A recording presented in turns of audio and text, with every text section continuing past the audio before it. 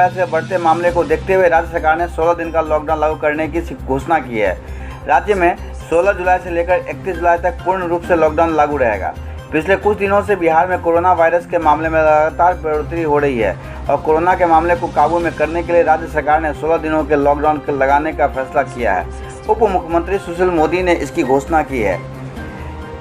इस पर रहेगा प्रतिबंध। कमर्शियल और निजी व्यवसाय के लिए अधिकतर दुकानें बंद रहेंगी, लेकिन इनमें फल, सब्जी, दूध, राशन, मांस, पशु चारा, बैंक, एटीएम, इंश्योरेंस दफ्तर तथा प्रिंट एवं इलेक्ट्रॉनिक मीडिया संस्थान खुले रहेंगे।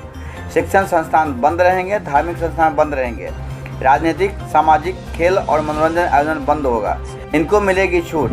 Defence, CRPF, treasury, petrol pump, disaster management कार्यालय, पावर स्टेशन खुले रहेंगे।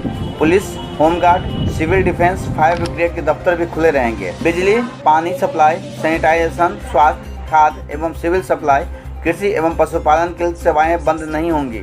अस्पताल और दवा की दुकानें खुली रहेंगी। ई कॉमर्स, शेयर बाजार का कारोबार, कोल्ड स्टोरेज खुले रहेंगे। होटल, रेस्टोरेंट, ढाबों में बैठकर खाने की अनुमति नहीं होगी, सिर्फ खाना ऑर्डर किया जा सकेगा।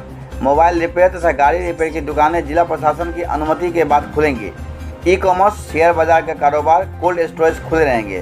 ट्रांसपोर्ट सेवाएं बंद रहेंगी, लेकिन माल ढुलाई के लिए अनुमति रहेगी। रेल और हवाई यात्रा को केंद्र की गाइडलाइन के मुताबिक चलाया जाएगा। टैक्सी, ऑटो रिक्शा की अनुमति होगी। एसटीएस मिथिला के लिए बिहार के पटना से डेस्क की रिपोर्ट।